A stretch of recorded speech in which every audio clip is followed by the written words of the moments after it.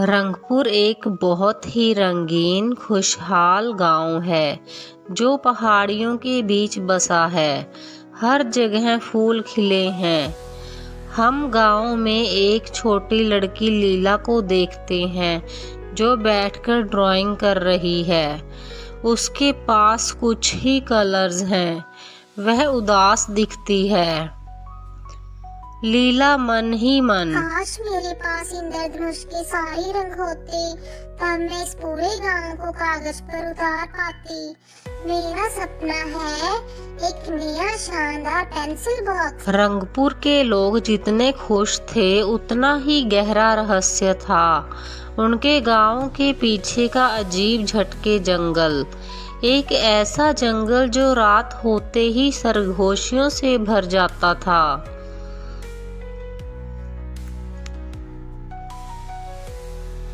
लीला नदी के किनारे चलती है।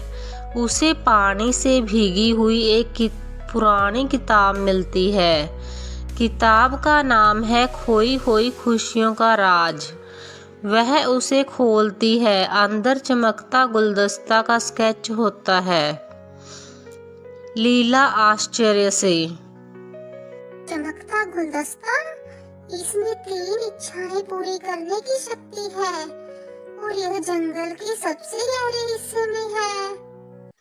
लीला किताब में लिखी चेतावनी पढ़ती है। उसके चेहरे पर सस्पेंस और डर दोनों आता है।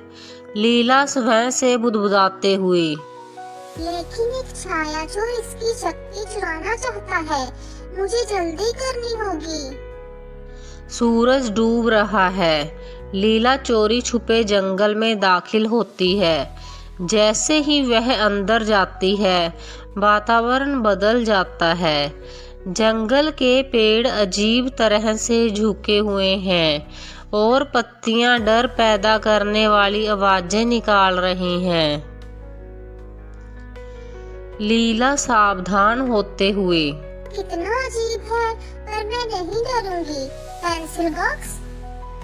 वह निशानों को फॉलो करती हुई आगे बढ़ती है। सस्पेंस और डर दोनों बढ़ता है। लीला पत्थरों के घेरे में पहुंचती है। बीच में एक क्रिस्टल की मेज पर चमकता हुआ गुलदस्ता रखा है। उसमें लगे फूल ब्रह्मांड के रंगों की तरह चमक रहे हैं। लीला की आंखें खुशी से बड़ी हो जाती हैं। जैसे ही लीला गुलदस्ते को छूने वाली होती है उसके पीछे से एक ठंडी काली और लंबी छाया गुजरती है।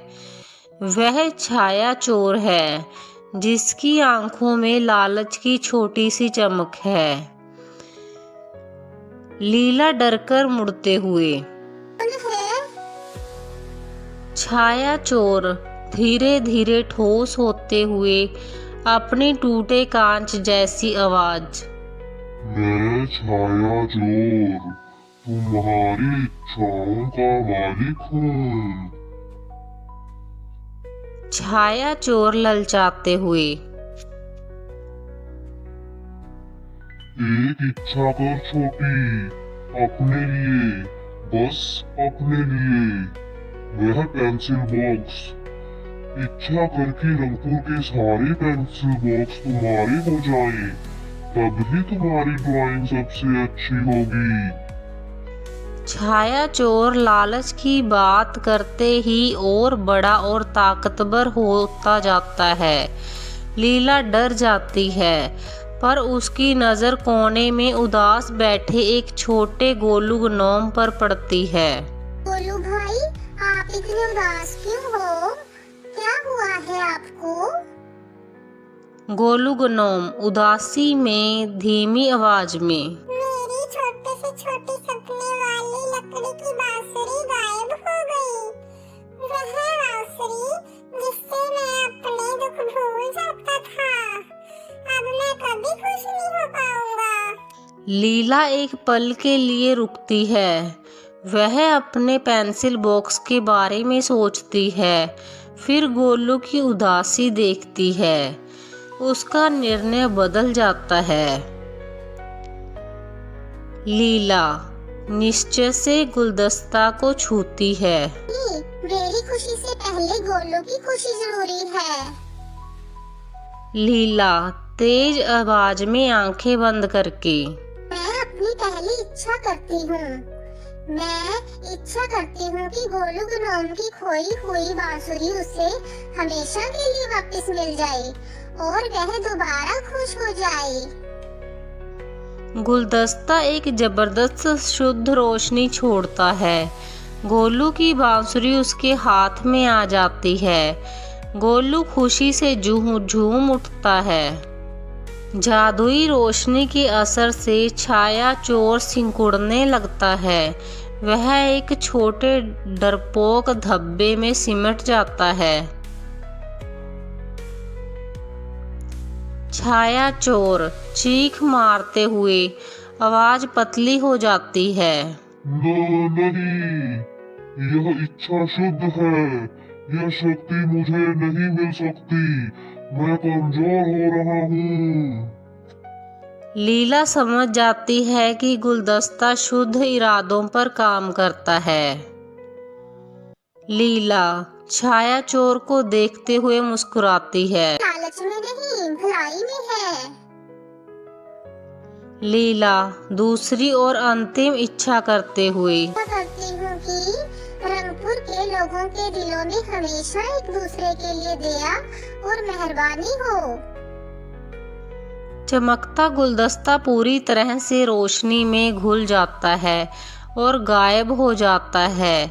छाया चोर जो बस एक छोटा धब्बा है, रोता हुआ हवा में पूरी तरह से खत्म हो जाता है।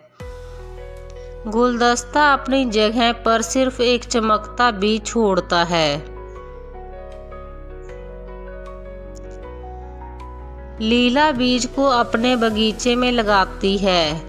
अगले ही पल उससे एक सुंदर फूल उगाता है जिसकी हर पत्ती पर इंद्रधनुष का एक रंग है। तभी उसका सबसे अच्छा दोस्त एक नया रंग बिरंगा पेंसिल बॉक्स लेकर आता है। लीला खुशी से पेंसिल बॉक्स देख ये तो मेरा सपना था।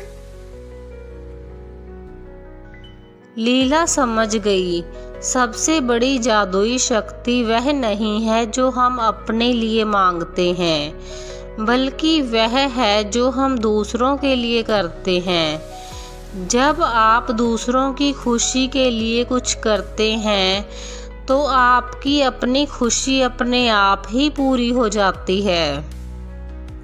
लीला अपने नए पेंसिल बॉक्स से ड्राइंग शुरू करती है। वह चमकते हुए इंद्रधनुषी फूल को देखती है।